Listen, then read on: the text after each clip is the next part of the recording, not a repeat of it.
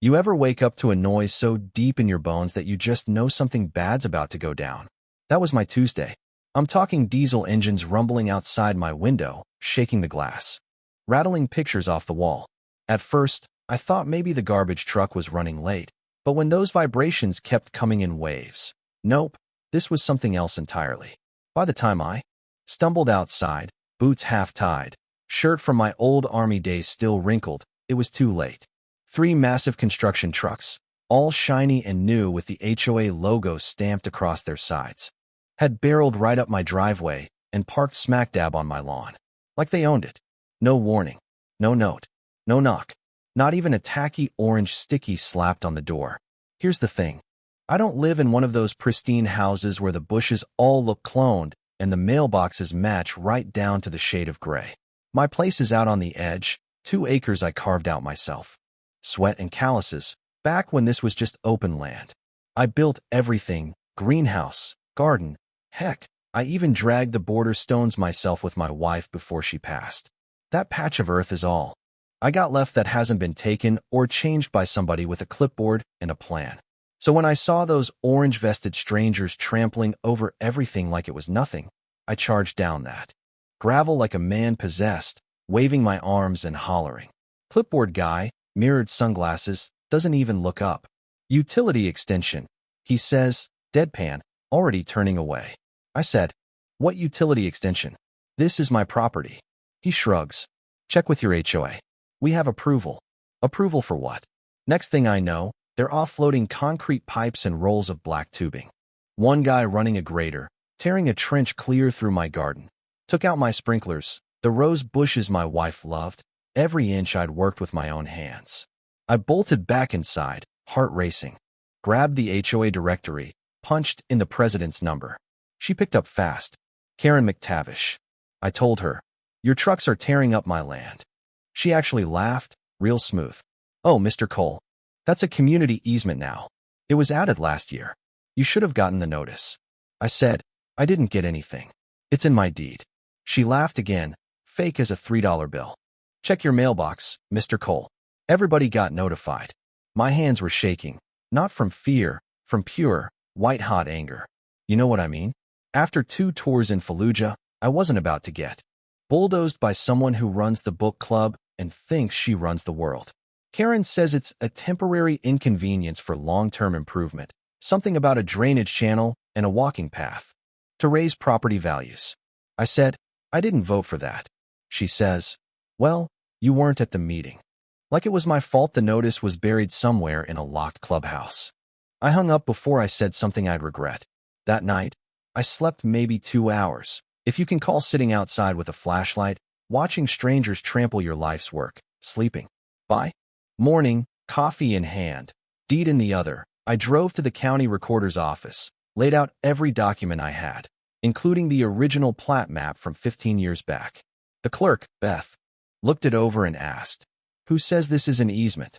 I said, they can call the sky green, doesn't make it so. She checked the latest maps, compared them to my papers. Lot 47B. Still private property. You own up to the split oak, she said, pointing on the map. Everything west is yours. I walked out lighter, but determined. When I got back, the trucks were still there. But now they'd added a couple of HOA volunteers, clipboards, lanyards, the whole bit. One old guy tried telling me, sir, this was board approved. I said, show me the permit. He stammered. It's with the city planner, HOA coordinates. I cut him off. You're on private land. County confirmed it. He just sort of faded away, like he realized he'd signed up for the wrong fight. That afternoon, I dropped a cease and desist letter at the HOA office. Wanted them to cross one more line, make it official. Sure enough, Karen called, voice sticky sweet but cold underneath. You're mistaken about your property. I told her I'd just come from the county. She quoted some article and section, but I shot back. You can't override county records with a board meeting, Karen. That's not just wrong, it's illegal. She threatened to sue. I told her, you've left me no choice. She asked, build what? And I hung up. That night, I dug out my old drafting kit, blueprints. T-square. By midnight, I'd drawn up a memorial wall, steel barriers, motion lights, a flagpole. No permit needed, all within code. At sunrise, The trucks rolled up again. This time, I was waiting. One ran right over my last lavender bed. Another got bogged down in the mud I'd watered the night before. When the backhoe hit my irrigation line, water shot 10 feet in the air. Workers panicked. Trucks sank. I just stood there, arms crossed, grinning, not happy, but proud in that grim, stubborn way only a veteran can understand. By noon, my yard looked like a war zone. Trucks stuck. Mud everywhere, broken pipes. Then Karen herself arrived. Boots probably worth more than my groceries, barking orders. I pointed at her progress and said, "Does this look like improvement to you?" For a split second, she actually looked scared. "You'll hear from our legal team," she snapped. "I look forward to it. So will mine." And you know what? That's when everything started to change. Neighbors I barely knew started dropping by. Mrs. Patel offered to have her husband, a paralegal, look over my paperwork. Old Mr. Hillman brought lemonade, whispered, "They've gone too far." For the first time, I wasn't fighting alone. The wall went up fast, recycled steel, motion lights, American flag I carried through 2 tours. I sent the HOA copies of my deed, zoning codes. Even a letter from an army buddy who now worked for city planning, confirming I was in the clear. HOA doubled down, violation letters, fines, even sent me photos with my flag circled in red like it was a crime. Apparently, my flagpole was too tall. Yeah, that happened. But this wasn't about building codes. It was about control. More neighbors joined in, bringing lumber, food, sharing drone footage online. Even the local news covered the story. HOA sent more violation letters, tried to send board members onto my property. I met them at the gate, said, "You got a warrant?"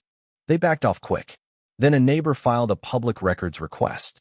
Turns out Karen had been negotiating with a developer, promising them my land as a shortcut. She thought I'd just roll over. Everything snowballed from there. Subpoenas, an audit, news vans on the curb, neighbors waving. The wall became more than a line in the dirt. It was a monument to standing your ground. The HOA office got shut down, board members resigned. Karen tried to go door to door, but nobody answered. When she came to serve me a restraining order, I recorded everything. She left without a word. By the time the city finished its investigation, the board was restructured and Karen sold her house in the dead of night. That wall still stands, lavender blooming again, bench under the flagpole, neighbors gathering for coffee, veterans swapping stories, kids drawing on the sidewalk. It stopped being about land and started being about community, about standing up when it's easier to just stay quiet. And every now and then, someone asks why I built that wall.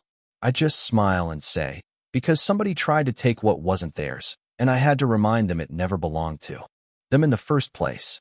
So tell me, what would you do if they came for your garden? Your little patch of peace? Would you fight, or would you let them bulldoze right over you? Drop your thoughts below. Tell me where you're watching from.